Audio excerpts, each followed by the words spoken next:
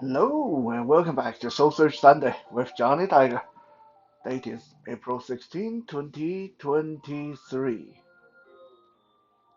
I wonder how's your year going so far? I mean, we are only in April, but very soon we'll be in May and almost half a year is gone. So I wonder how is this year of the rabbit going for you guys? Yes, this is year of the rabbit.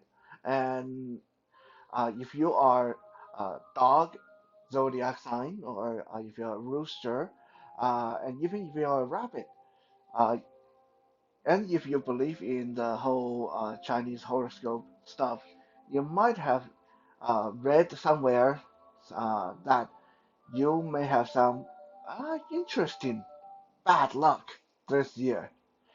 Uh, Now, as far as I can understand, there's no overt, horrible,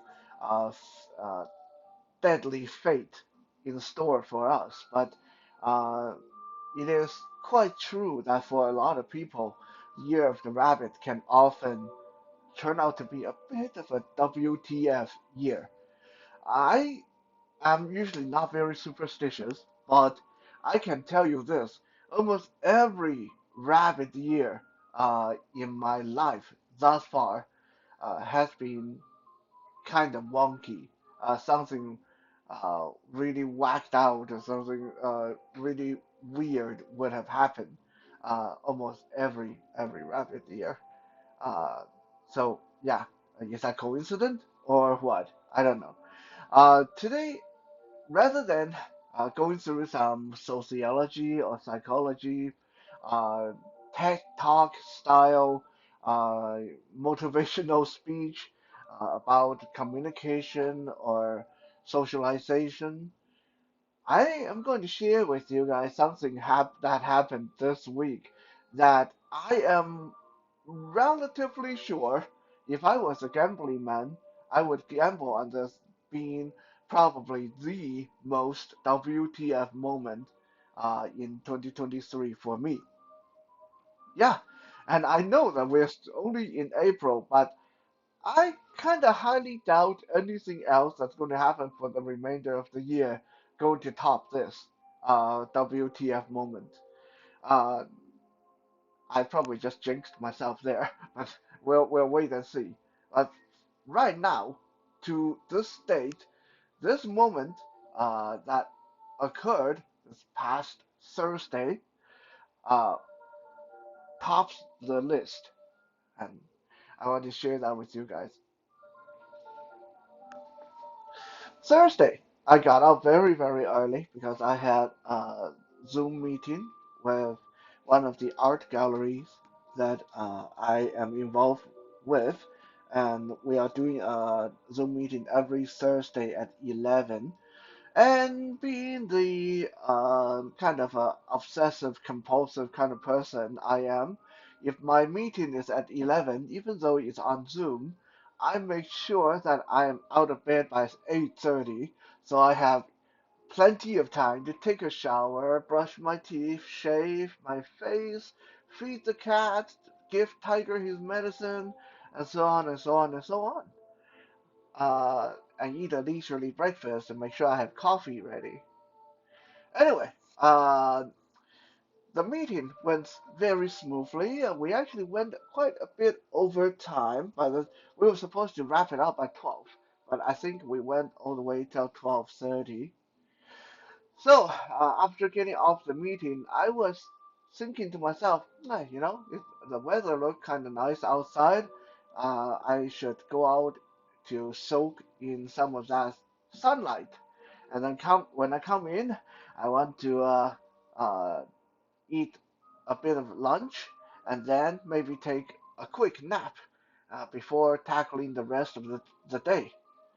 And just as I was planning out how I was going to get my suntan and my nap, my phone rang, and it was my best friend, one of my best friends, Harvey.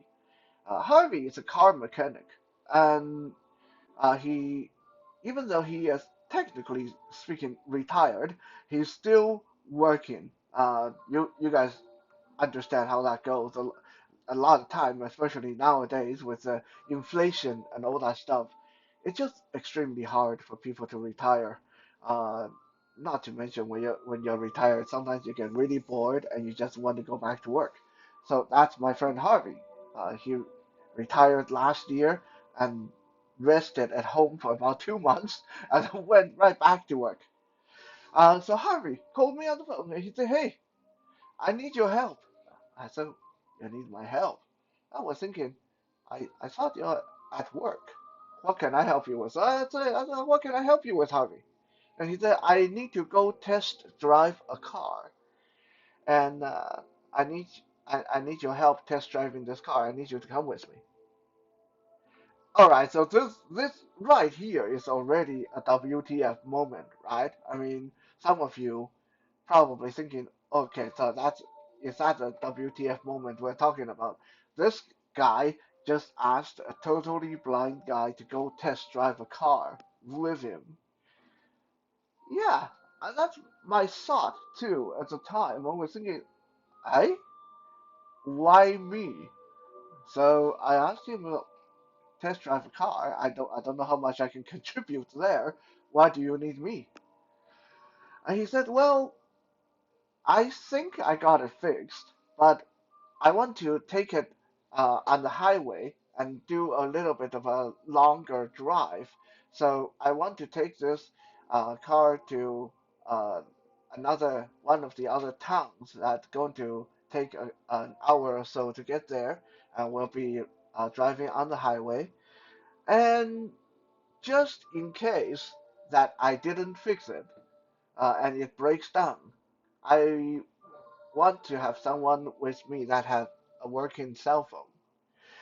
Now, I want to digress a little bit here to give you guys the information that my friend Harvey lives his life like a caveman.